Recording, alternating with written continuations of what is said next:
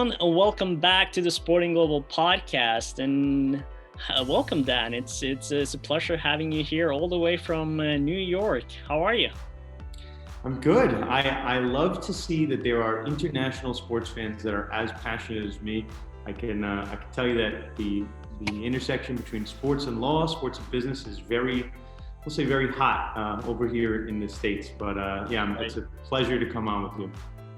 And it's a pleasure having you. I mean, and for those of you that are tuning in, I mean, me and Dan, we're gonna dive a little bit into sort of like your sports law background, the podcast that you opened as well, and a lot of the cases that you are discussing. And if you out there that are, tuning in today, if you want to listen to more, tips, advice, some insights from people like that, make sure to like this video, maybe write a comment, share it, and subscribe to the YouTube channel.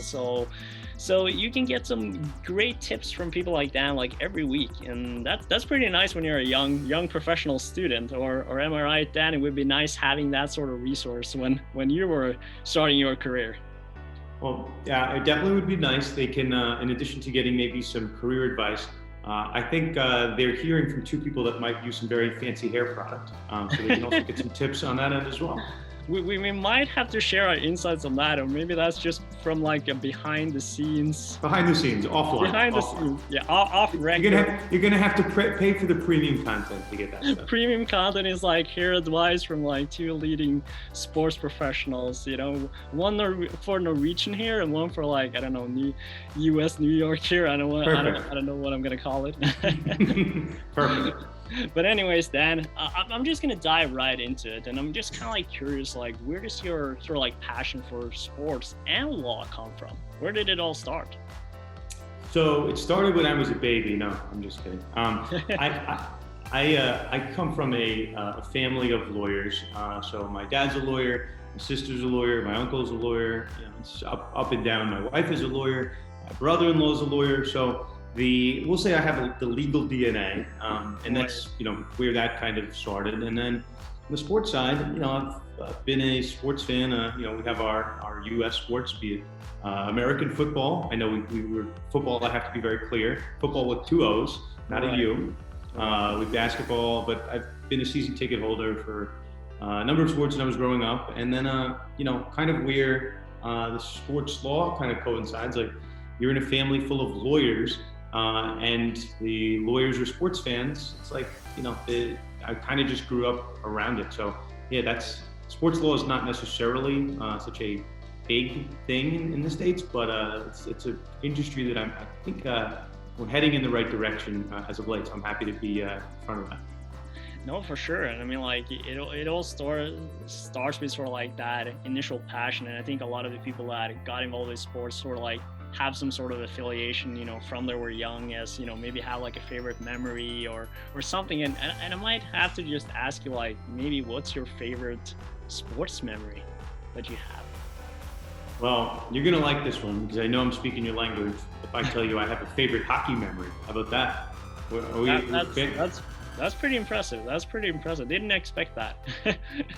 So hockey, in New York, people follow the New York Rangers, one of the premier franchises. That was my first sports memory. I was born way back in 1988. I'm turning 33 this year. I'm an old man. I got a kid at home. It's pretty crazy. But my first sports memory was seeing the New York Rangers win the Stanley Cup in the 93-94 season. It was about 6 years old, and at the time, I didn't really understand the significance. I didn't understand why people were crying and going crazy. But for people that, now that I'm older, I got it. The Rangers hadn't won the cup in decades, so people literally had not seen and didn't think they'd see the Rangers win the Stanley Cup in their lifetimes. But I remember, I'm not from New York City. I live just outside the city, about an hour away. But people were celebrating everywhere. It wasn't just Times Square. It was people crying and going crazy. So I remember my first memories. I'm like, this is really cool that sports is having this type of emotion in people. And it was weeks after the game. And if you go to the local deli by my house, they have pictures of the Stanley Cup celebration from 93, 94. So it was a very, very special time, in New York history. Other than the Yankees and maybe the New York Football Giants, there's not that much winning that's gone on in New York recently. Yeah, no, that makes a lot of sense. And I mean, like, honestly, I can totally relate to that.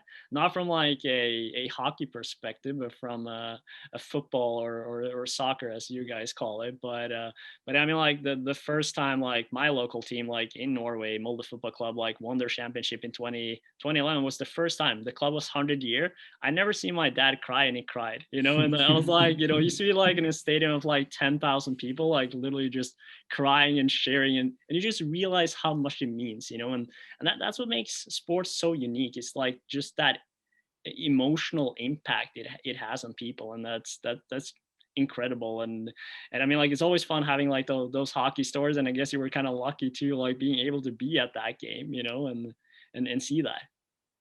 Well, full disclosure, I was not at the game. I probably would have been a wasted ticket, but I was around the aftermath. And then we were season ticket holders. We've since stopped, but that was a team with anyone that follows hockey: Mark Messier, Mike Richter, Yeah. Brian Leach, full of Hall of Famers. So I just thought they were names, and then now you get older, I'm like, Right. wow, it was just Hall of Famers that I was just watching. So yeah, very, very cool.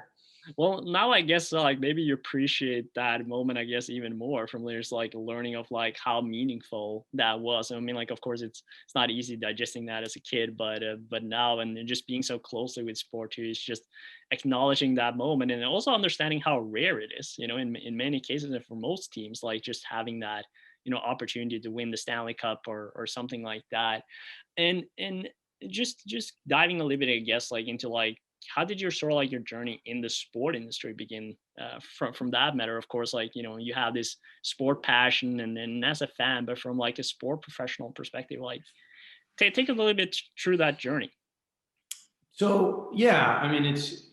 I think you got to get lucky a little bit, and then you got to, hopefully have the right contacts in place. But I got a little bit of both.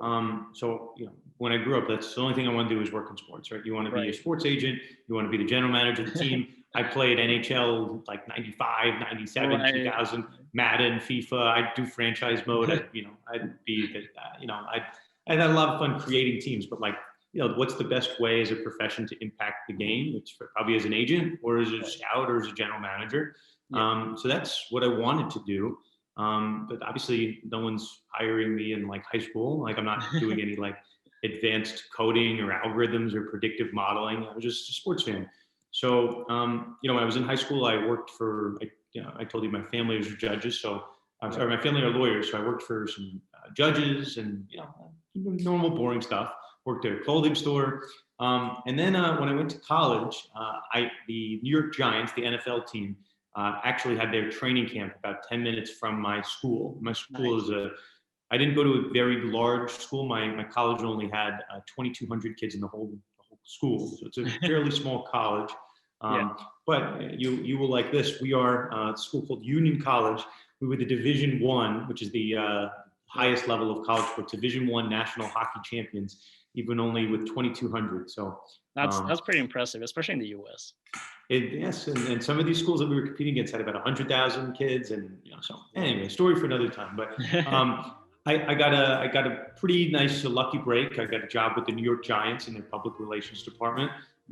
Was I doing the most substantive things? No, I was delivering newspapers. I was giving people like these fancy press credentials that you can get to go on the sidelines. Yeah. I was putting a microphone in people's face and recording everything that like Eli Manning said.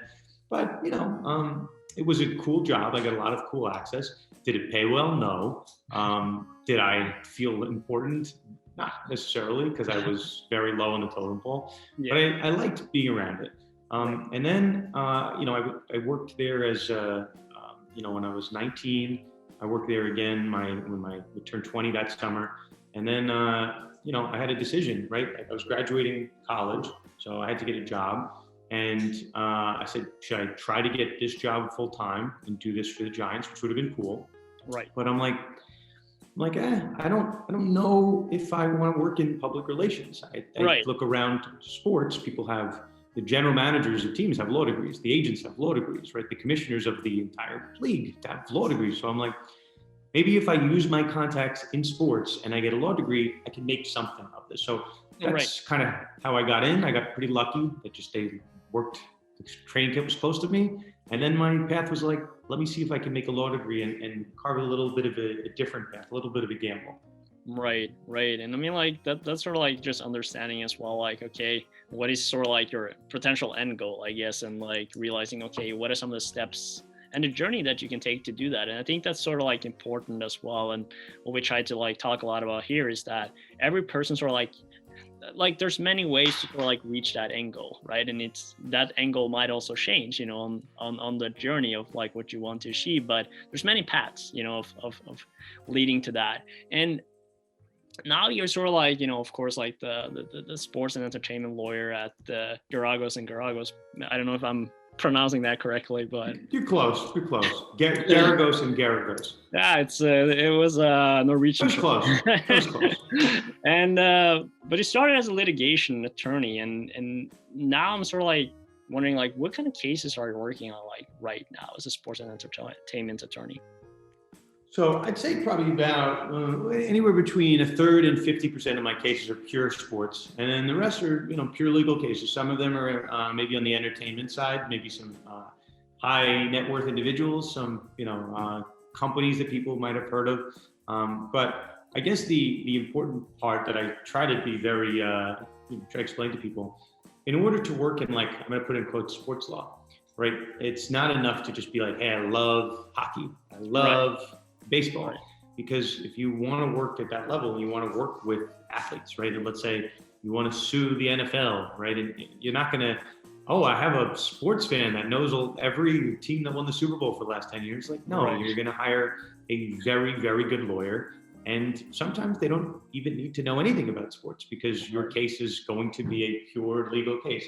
An individual suing a high-powered entity. You don't need to know sports to sue the NFL. It helps, but you don't need it. Right. And the other way around, if you know sports and you don't know anything about the law, guess what? You are not going to get those fancy jobs. So what I try to tell people is the reason I got this job, and I'm happy to kind of explain to you the history, but like, I really wanted this job when I graduated law school, and I couldn't get it. I couldn't get any job that had anything to do with sports and law, because I was a baby lawyer and I didn't have any experience. So I didn't plan it this way, but I kind of said to myself, sports doesn't want me. I can't get a job in these fields. I had a really good background. I had worked for the Giants. I was president of my school's sports law society. I had worked for a baseball agency. I worked for a couple teams during school. I had this great networking. And when it came to graduation, they're just like, well, we have to pay you real money now and you can't intern, so tough luck. And so I went on a path, and I basically said, sports is, if it's meant to be, it's meant to be, but I'm going to be the best trial lawyer. Litigator is another way to say trial lawyer. Like, if people say those fancy legal movies, you know, or I don't know if people watch My Cousin Vinny or any of those fun movies. Law and Order. You know, I like the competition of trying a case. You know, one person against another. It's the same kind of sports primal instinct. And I said, if I'm going to do it, I'm going to be as good as I can. And then, wouldn't you know, I kept my contacts up, but I started making a name for myself as a lawyer. And then when I wanted to move into sports, I had the legal background that a firm that sues the NFL, that sues teams. They're like, oh, this guy is a good lawyer and he knows everything about sports. Like, let's bring this guy on. So that's kind of how it happened. But it's all, you know, you can't kind of plan that stuff out. But you had sort of like, I guess, like a special case or something that came up and sort of like worked as some sort of, I guess, pathway or breakthrough into the sport industry. Why don't you tell a bit about that case and like sort of like how that kind of like came up and what sort of like that unfolded for your sport law career? Yeah, it's a story I love telling, obviously, because it's like a happy accident. I guess to fast forward, right, like to see what I do day to day, because I probably didn't answer the last question as good as I could have. But you know, we, if anybody follows American football, our firm sued the NFL. We represented Colin Kaepernick suing the NFL for collusion. We've represented people suing the Houston Astros, who have a very messy cheating scandal, if anyone follows American baseball. So we have very heavy cases. We generally represent athletes suing leagues. So we kind of function as a pseudo, we help the agents, you know, help their players. So that's kind of what I do. Now, so for about 5 years, I'm getting older than tooth year. I'm like 33 now, so I don't remember years exactly. But Still pretty young. Relatively young. My hair is still black, so maybe at some point I will not have that on my hands. Yeah, so then you're still young. So I try, and I think probably part of the reason you guys have me here, I network, and I try to have always for my career network in different and unique and different ways to stand out. And somebody at some point told me to stand out as a lawyer, you need to write, you need to publish, you need to get your name out in creative ways to show people that you're engaged. So as a lawyer, I was not practicing in anything that had to do with sports. I was doing a corporate law. I was defending corporations that got sued for any type of things. I was not where I wanted to be, but it was a good job. And for those that follow, basketball, there was a star player for the Golden State Warriors. His name's Kevin Durant. Hopefully people know who Kevin Durant is, but let's say he's like Lionel Messi. He's a big deal. He's a top 3, top 4 player in basketball in the world. And what happened, he was about to be a free agent. He was about to be able to pick any team he wanted to go to in the entire league. And but what was standing in his way was his team, the Golden State Warriors, over in California, which Oli, I know you're familiar with California from your background. Very familiar. His team, the team that he was probably poised to leave, his contract was expiring, they were in the NBA Finals. So everyone said, okay, after the finals over, he'll go to whatever team he wants to go to. The problem was Kevin Durant hurt himself at the really early rounds of the playoffs. He hurt his calf, and it was a pretty serious calf. Yeah, I remember that. So he was out of action for about a month.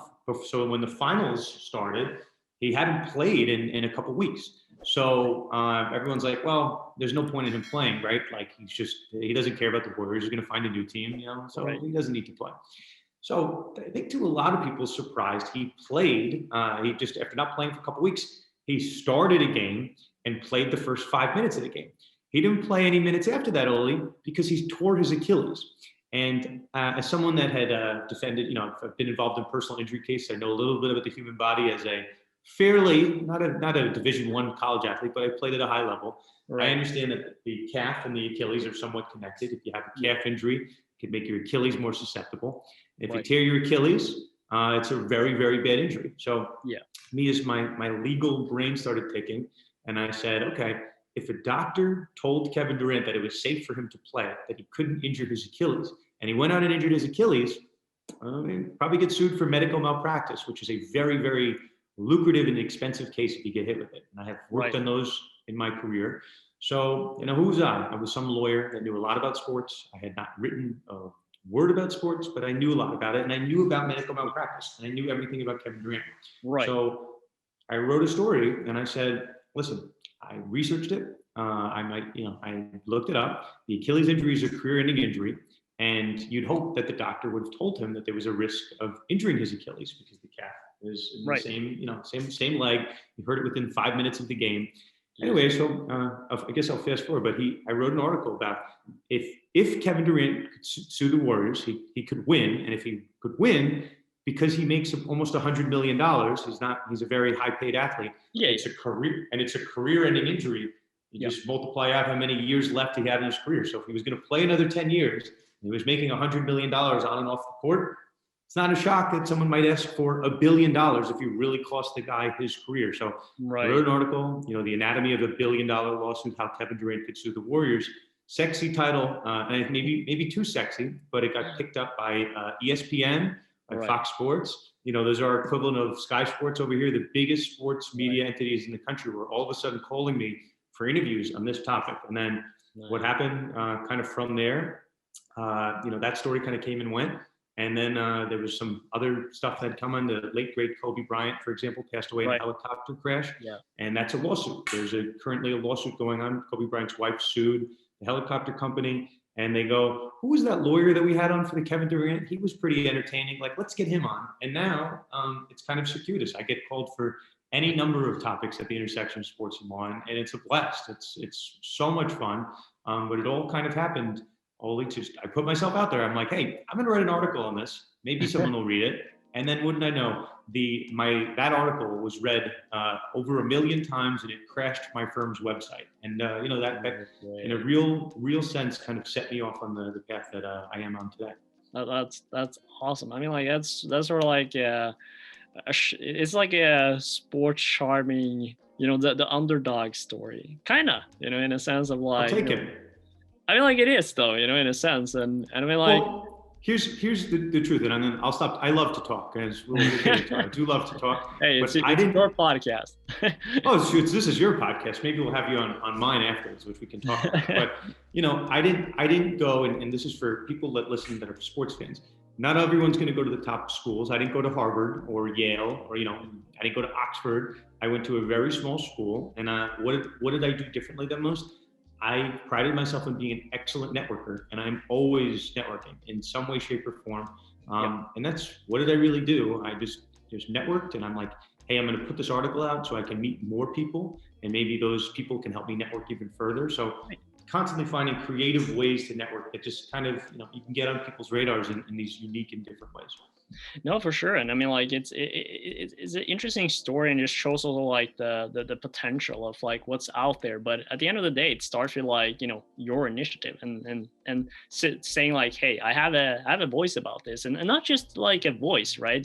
You actually have like, the necessary skills and the background on sort of like both sides to understanding, how do we tie this in together? And as you said, I mean, like it's an interesting case. And I mean, like, I guess I have to like take some advice from you on how to write like some proper like clickbait titles, but I'm very good at that. I'm very good. So I mean, like, but the truth is, you got to back them up with substance. If you have a clickbait story and your article is not good, you've lost the faith in. But right, if you have a good title, I mean, that's new. People are employed in the newspaper industry solely for their headlines, and it's a real skill. No, it is. And I guess like, talking a little about sort of like your ability of networking and sort of like that, being a network and putting yourself out there. I guess like one of the things, you sort of like brought from this is sort of like the Sports Law podcast. And I guess like that's sort of like a way of communicating and networking as well. And what was sort of like the background for this podcast, I guess, and what kind of, topics and cases are you discussing on the show? So this might surprise you. And I'm sure you're the same way with your podcast. I look at all the metrics. I look to see like what time people are downloading, what country they're from, how many. Obviously, we have a very sizable international audience, though we only really talk about domestic sports. We talk about pro sports, college sports, high school sports. Right. We talk. Sometimes we'll talk about. There's a big lawsuit that's going on now. Nike is involved in a lawsuit. The Nike sneaker company is involved in a lawsuit. So we cover all things where a sports fan would potentially be interested. They go, oh, Nike is suing. And Ole, I mean, I can tell you this case. It's very interesting. And I see, for anyone that's just listening to this, it's a very interesting case. Are you a sneaker fan, Ole? Are you like a sneakerhead? I mean, like, I think everyone has like a limited relationship to like sneaker, but I think I really like just stepped that game once like you hit the US. I feel like it's a different kind of sneaker game vibe when you go to the US. But yeah, it 100% is. So like I'll explain, like, and so I love, because my story is very unique. I love telling people about story, and I just want to say, like, what people always ask me, and this is why I started the podcast, or why I joined the podcast. Right. Like, what should I write about? And I'm like, any legal topic that you find interesting, someone will find interesting. So here's this really cool case that we're going to do another episode on it this week, but Nike is this big shoe company, and there's a secondary market for shoes. So what happens is they'll hit the market the first time, and sometimes people will customize the sneakers in an interesting way, and then they'll sell them to somebody else. It's called the resale market. Yeah. So you're not really allowed to do it, but Nike doesn't want to hurt people's creativity, so they kind of let it happen. It exists, and Nike knows about it. Now, Oli, what happens if someone makes a custom shoe? But it's not a normal custom shoe. The custom shoe is commemorating Satan, the devil, and it is a black shoe that is. Get this, and I'm not making this up. People have to look this up. There are drops of human blood in the shoe, and there's the pentagram devil like zipper on the thing. And it's a shoe made of human blood. Wow. Now, Nike has always had the ability to step in and stop these, but they haven't, because they want to incentivize creative people, and it's a cool market and they're piece of art. But at what point do you go too far? Right. Probably making a Satan shoe is going too far. So what is happening right now, it's really one of the first lawsuits of its type. Nike is suing to take these shoes off the market, and they're suing this brand. It's called Mischief, it's MSCHF, and they did a commemorative deal. Maybe people will know there's an artist called Lil Nas X. He's a rapper over here. He does R&B stuff. The shoe, and why people kind of were confused that Nike was a part of this. It wasn't just some random company coming up with a shoe. It was a special Lil Nas X special edition of a shoe. So maybe you wouldn't believe that Mischief, as this random company, had a Nike deal. But if Lil Nas X is attached to it, he's won tons of awards for his songs. Yep. I'm not going to lie. I thought there was some affiliation. And what happened, because on one of these really fun days on Twitter, and I can go over my social media after, but people said Nike was getting hate messages. I'm never buying your shoes again because you support the devil, and I'm boycotting Nike. And guess what? This Satan shoe probably objectively hurt the Nike brand. So now there's a lawsuit, Nike and the Satan shoe, and that's perfect for my podcast because I can explain to sneakerheads, to maybe fans of Satan. I mean, I don't want them to listen to my podcast, but if they want to, but yeah, but really interesting topics that maybe that sports fans wouldn't find, but if you just tune in, you trust us, we lead you to some really interesting stories at this intersection of sports and law. Right. No, I mean, like that's a unique case. I mean, like you said, I think there's never been anything like that before, and I also think not many Satan shoes on the market. Not many Satan things. Probably not as much as you think, but maybe more than you would assume, But anyways, there's. I mean, like it's always interesting, right? It's always like a fine balance for brands too, of like where do you set the bar, right? Of like what is acceptable or not, or when do you step in, right? And I think like that just also comes down to like the brand and what they stand for, right? And I know as well, like I see this everywhere on like social media, on like Reels and on TikTok, and like all the ones that are like sort of like customizing like Nike shoes or Adidas shoes or Converse shoes or whatever, and selling them, right? And you see that every time. But I think like this is the first time where you're like, when the bar of creativity has been pushed to an extreme level. A little bit. And also, just as a fun aside, it's like these guys had come out with a Jesus shoe, the same company, a Jesus shoe earlier. So they're like, well, why are you only yelling at us when we come out with the Satan shoe, but you didn't yell at us with the Jesus shoe? So it's funny. I mean, it's just comedy. I mean, it's really, if you bring a bunch of lawyers together with a sense of humor that are sports fans, you can have a conversation. It doesn't have to be so boring, like it's not, barristers and we have the fancy wigs. We can just have fun, like we're talking in a bar or a pub.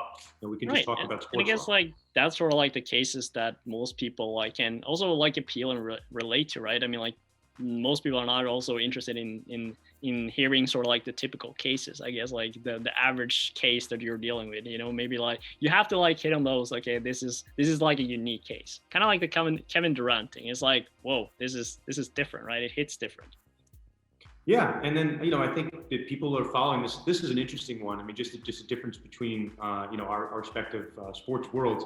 In the United States, if you're an amateur athlete, right? If you're a high school athlete, you're a college athlete, you cannot get, unless you turn pro early, which no one really turns pro before the age of 18. Just not really how people do it.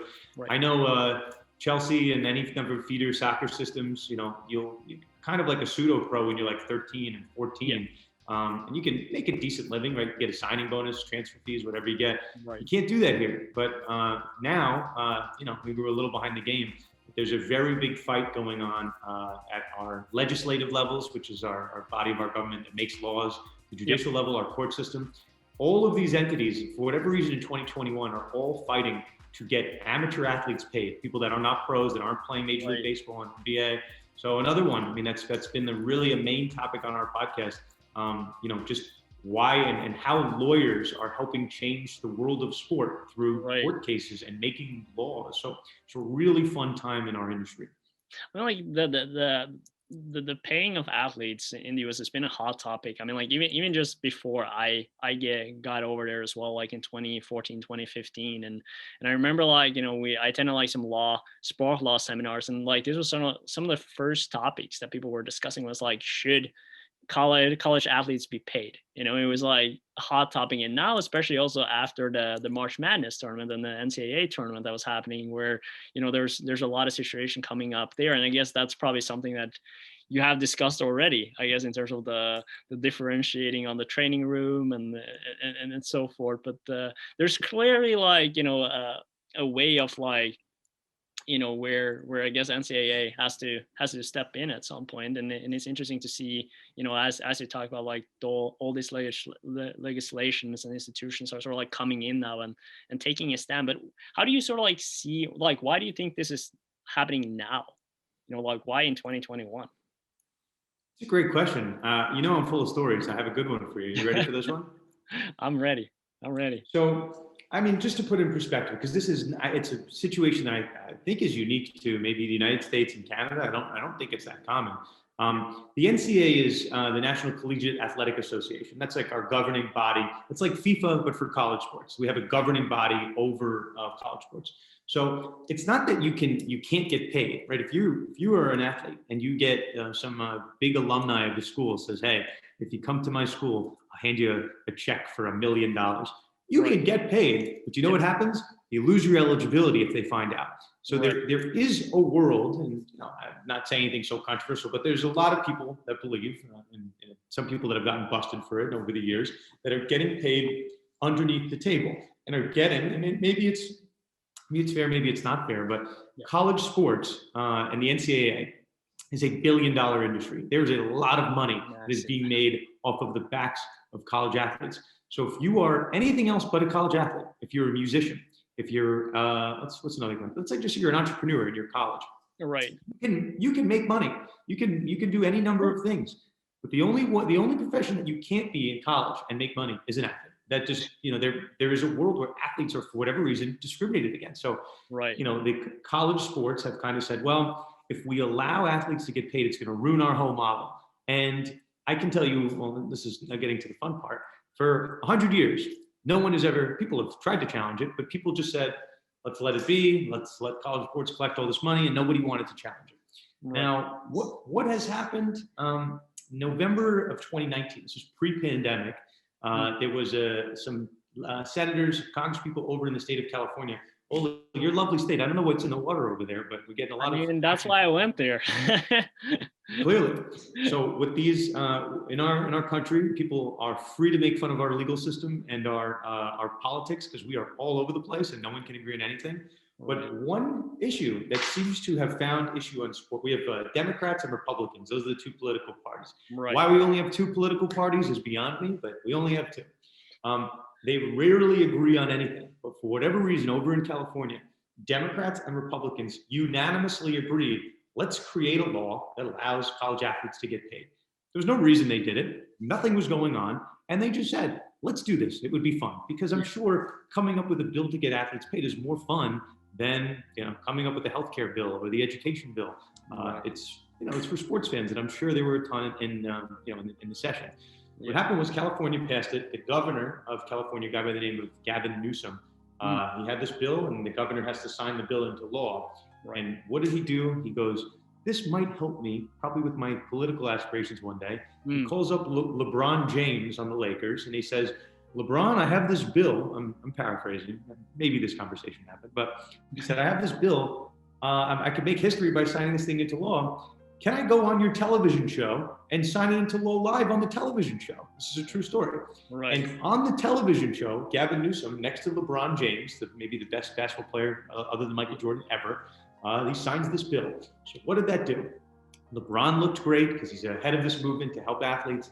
Gavin Newsom looked great. And that sent off a signal around the country. We have 50 states in our country. Yeah. Almost every single state, their next legislative session had a bill. How can we get athletes paid? I want this to help my career. I want to help. So it set off a spew of litigation or legislation, proposed laws across our country.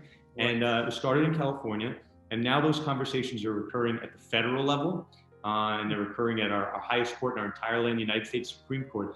Everybody wants to get on this equation of should athletes get paid? And if we pay them, what it looks like. It's a very complex question. The smartest people in our country right now are grappling with a sports law issue, which is just I don't know, it's like music to my ears. It's not every day you get literally the highest judges in our land, the 9 judges last week heard a case called NCAA versus Alston. The judges who went to Harvard, Yale, the smartest people in our country, are debating college basketball and college football. It's like the World Cup of sports law. I guess it's also like just showcases again, like just the power of sports, right? And like also how big of an industry college athletics is, and like it's been like such a debatable, topic for such a long time. And again, like all you need is one, right? To sort of like get that movement started.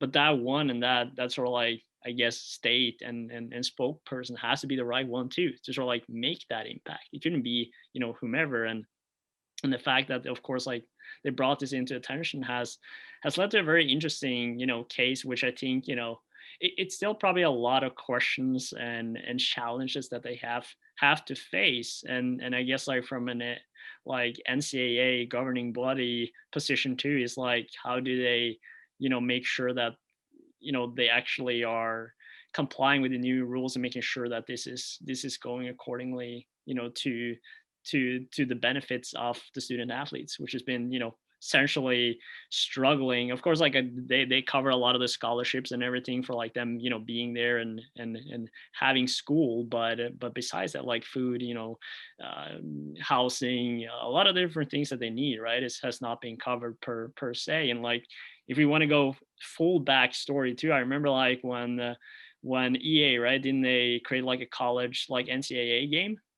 back in the day, and then people were like, even at that point, we were like, why aren't the players getting any cut? And you said like I remember we discussed it in Sport Law too during my program, and we talked about like, well, they didn't have the names on the jersey, so hence, they were just players in a game. There weren't really any like personal affiliations, and hence they couldn't get any money from that game or so forth. So there's a lot of things there that I think will change. And I know like EA already talked about like maybe creating a new game. So that could be interesting to see how that also impacts, I guess, with those rules and regulations.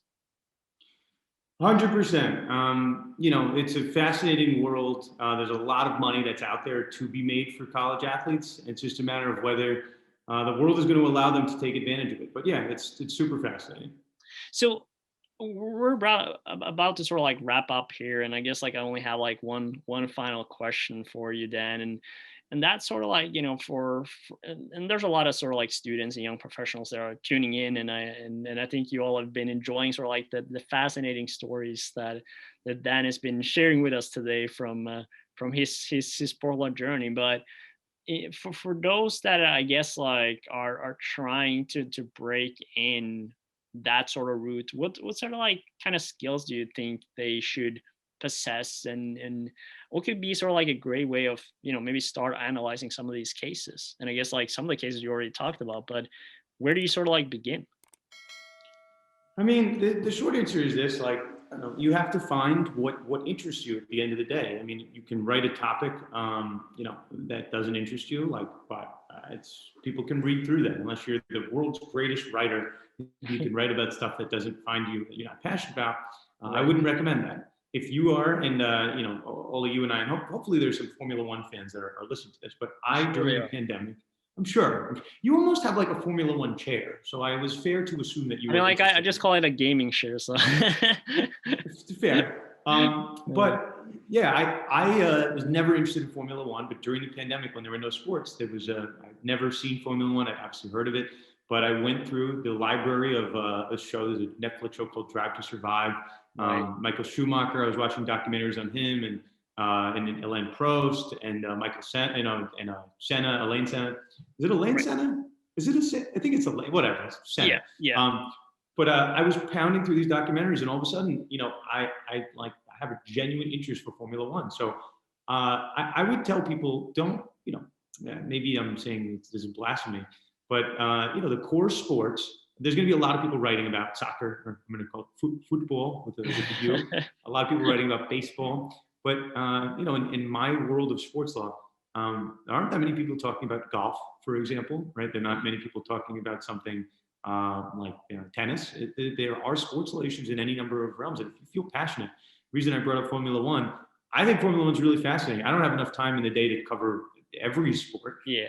But if someone is so passionate about Formula One, there are a number of legal and technical issues that maybe don't necessarily require a quote unquote lawyer, but paying college athletes is not necessarily a legal thing, but lawyers, right? It's a fancy way of saying that we're problem solvers. We come in, you have a problem, the lawyer can fix it. So yeah, we're almost like a mechanic, but for, real life problems. And I think the lawyer it's like kind of an intimidating profession, right? Like doctor, for these people are so fancy. Right. A lot of my friends are just normal sports fans, and we're in fantasy leagues, and we talk a lot of trash to each other. Play FIFA, Madden, and all this. Play stuff. FIFA, and right. We have a club. I play soccer with my friends and street hockey. Those lawyers are normal people. So, approaching concepts, we're almost problem solvers. We're detectives. We're figuring out big questions. So, yeah, you don't have to be a lawyer to write a heavy-hitting article, right? You guys talk about sports business. It's a very similar intersection. The business at the heart of sports. Do you need a law degree to analyze a contract? Not really. Do you need a business degree to analyze? Not really. But same type of tones, for sure.